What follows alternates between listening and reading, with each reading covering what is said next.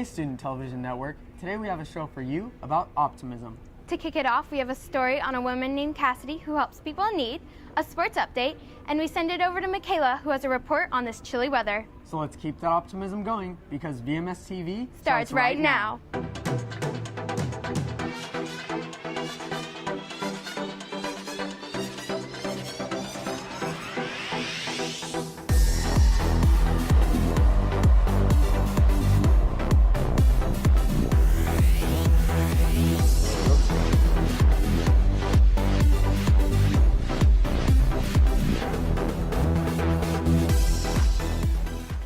Welcome back. For our lead story, if you could help somebody, would you?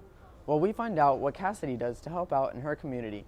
The Dream Center is a non-profitable organization where not only people's dreams come true, but people's lives also get transformed from being practically nothing to becoming everything they could have hoped and dreamt for.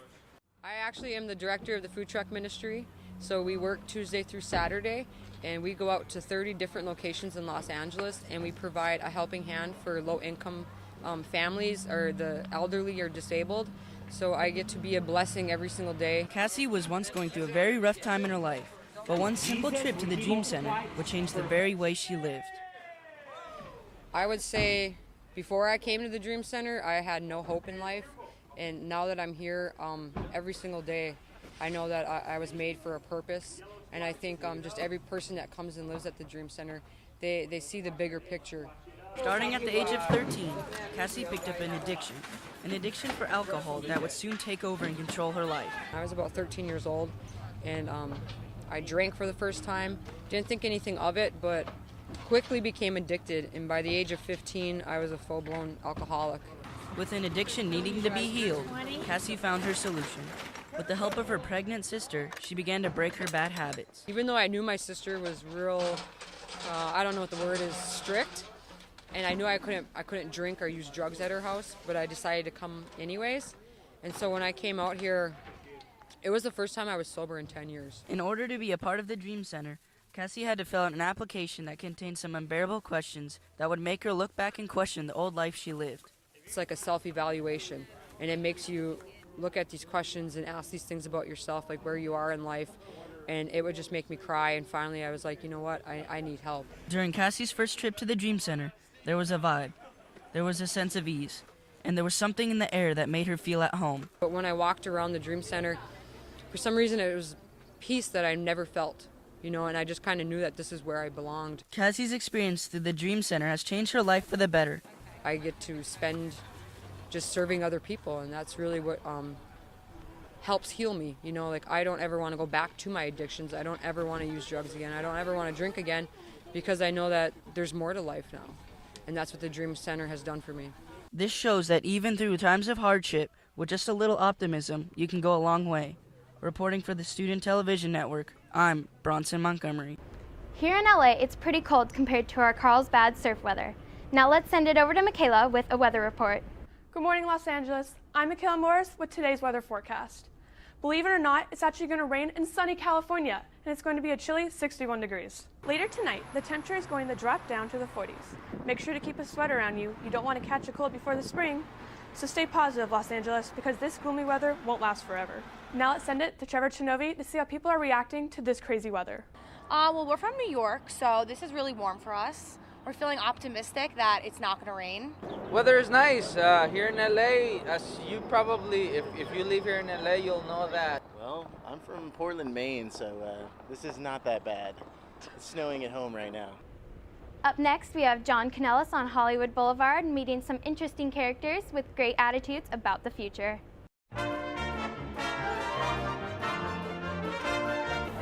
Hey, we're here in Hollywood Boulevard asking people what the true meaning of optimism is. Let's take a look.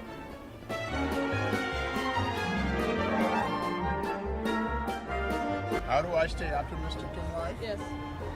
How do I stay optimistic? By performing, by always and continually doing more stuff. Just take the rough with the smooth. Always look at the bright side of life. I give God the credit. Anything, if I make $1 or if I make $100, I'm seriously like, thank you, God, for this. That's like the main key for me.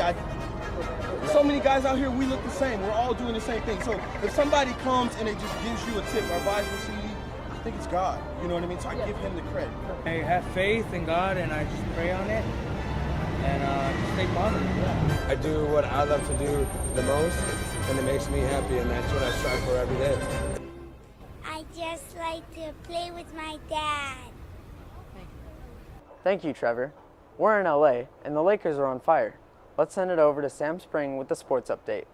Hey, I'm right here at Nokia Plaza, right across from the home of the Lakers and Clippers. Now, leading sports headlines today, Kobe Bryant's amazing comeback helped avoid what could have been another disappointing loss. We went out here earlier to hear people's opinions on the future of the season. It's looking good for the Lakers. They had a great win last night. I think with the new coach and everything, things are finally falling into place. Oh, I've always liked Kobe. I think it's all about the team coming together and learning how to play together. You got a lot of big personalities on the team, and I think it's a lot about Kobe relinquishing some power and giving the ball up, but mostly is just them playing together. If life gave you lemons, would you make lemonade? Well, we asked that question on the streets of Los Angeles today. Hi, I'm Nicole Thompson. And I'm Tucker Park. And we're here at Macy's Plaza. We've all heard the phrase, when life gives you lemons, you make lemonade. But what would you do if life really gave you a lemon? What would you do if life gave you a lemon? Make lemonade. There's only so much you can do, so might as well make it work towards you. If life gave me a lemon, I guess the conventional answer would be making lemonade, but maybe I'll make a Long Island iced tea. But I usually don't drink cocktails, so. Oh, I don't know. I would probably eat it.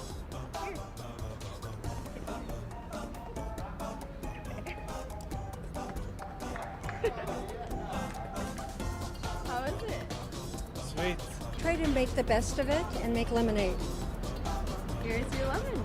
Oh, thank you. I change it around and I guess squeeze it. Coming up, we have a public service announcement, and our topic is optimism. Oh man, it's supposed to be really cloudy in the forecast. You're not going to get really good pictures. I think it'll make it look better. I doubt it.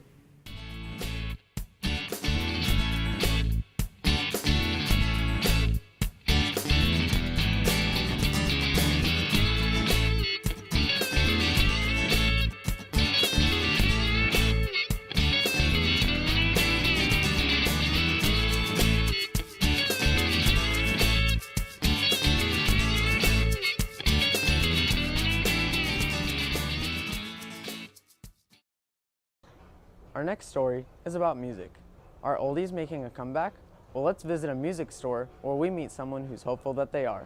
Okay, so I'm here with AJ, and AJ, how's optimism affected your life?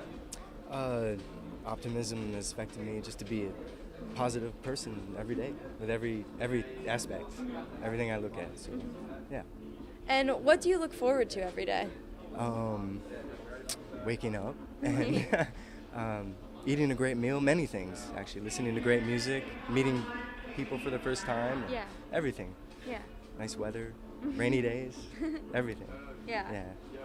And who inspired you to be as optimistic as you are with the old music from like the 20s and the 60s coming back to the generation we're in now?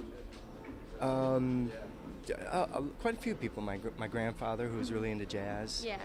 My mom and dad, who were into classic rock. My dad, 70s rock. My mom, more into the 60s rock. Yeah, Okay. definitely. That's awesome. Thank you so much for doing this interview. Now let's send it back to you guys, anchors. Thank you for watching our Sweet 16 show about optimism. We hope to see you next year, STN. Bye. Bye.